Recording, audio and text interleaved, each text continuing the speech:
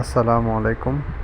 আল্লাহর কাছে তো আমরা অনেকভাবেই দোয়া করি, কিন্তু আমাদের দোয়া কবুল হয় না।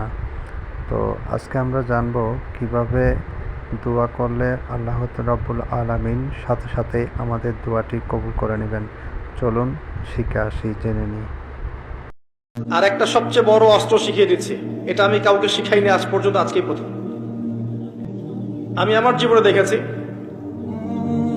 এই ওসিলা করে যা চেয়েছি পাইনি এমন কোনোদিনও যায় নাই।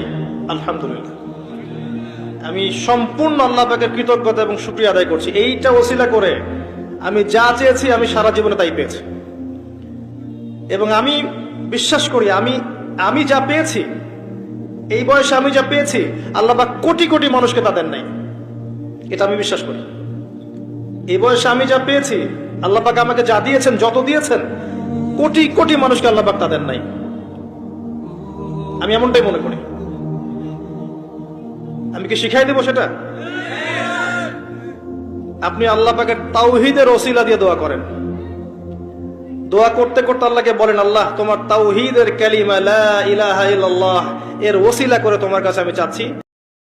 মহান আল্লাহ আমাদেরকে আমল করার তৌফিক দান করুন, আমিন। ভিডিওটি ভালো লাগে থাকলে একটি লাইক, কমেন্ট, শেয়ার করে দিন। ধন্যবাদ।